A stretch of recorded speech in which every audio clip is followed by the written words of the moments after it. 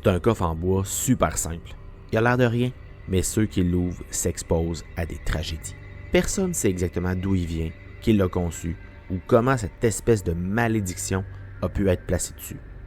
Les premières traces que j'en ai trouvées, c'est en Nouvelle-France. C'est un matelot qui retourne en France. Il a ouvert le coffre sur le fleuve, dans le bateau, proche de la seigneurie de Bécancour. Le coffre était vide, mais quelque chose est sorti. Quelque chose d'invisible, d'inaudible, d'inodore. Une catastrophe. Le bateau a coulé. Presque tous les matelots sont morts.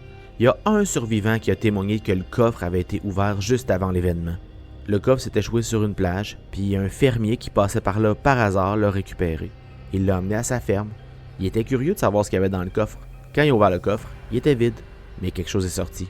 Quelque chose d'invisible, d'inaudible, d'inodore. Une catastrophe.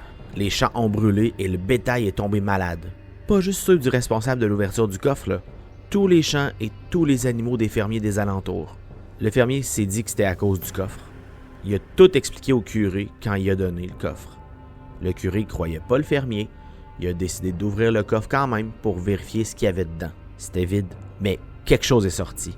Quelque chose d'invisible, d'inaudible, d'inodore. Une catastrophe. L'église et une grosse partie de son village ont été inondés. Le curé a compris son erreur. Le coffre à catastrophe ne doit jamais être ouvert.